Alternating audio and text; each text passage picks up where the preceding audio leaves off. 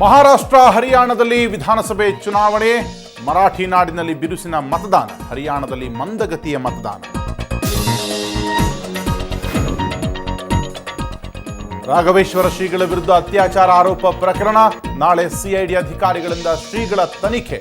ಇಂದು ಹೈಕೋರ್ಟ್ನಲ್ಲಿ ನಿರೀಕ್ಷಣಾ ಜಾಮೀನು ರದ್ದು ಕೋರಿ ಸಲ್ಲಿಸಿದ್ದ ಅರ್ಜಿಯ ವಿಚಾರಣೆ. 3000 ಮಠದ ಉತ್ತರಾಧಿಕಾರಿ ವಿವಾದ, ಪೀಠತ್ಯಾಗದ ವಿಚಾರವನ್ನ ಸದ್ಯಕ್ಕೆ ಕೈಬಿಟ್ಟಿದ್ದೇನೆ, ದಿಂಗಾಲೇಶ್ವರ ಶ್ರೀಗಳನ್ನ ಉತ್ತರಾಧಿಕಾರಿ ಮಾಡಲು ನಿರ್ಧರಿಸಿದ್ದೇನೆ. ಹುಬ್ಬಳ್ಳಿಯಲ್ಲಿ ರಾಜಯೋಗೀಂದ್ರ ಶ್ರೀಗಳ ಹೇಳಿಕೆ. ಕನ್ನಡದಲ್ಲಿ ಮಾತನಾಡುವ ವಿಚಾರಕ್ಕೆ ಗಲಾಟೆ, ಮಣಿಪುರ ವಿದ್ಯಾರ್ಥಿ ಸಂಘಟನೆಯ ಅಧ್ಯಕ್ಷನ ಮೇಲೆ ಹಲ್ಲೆ, ಕೊತ್ತನೂರು ಮುಖ್ಯ ರಸ್ತೆಯ ವಿಶ್ವನಾಥ್ ಹೋಟೆಲ್ನಲ್ಲಿ ಘಟನೆ.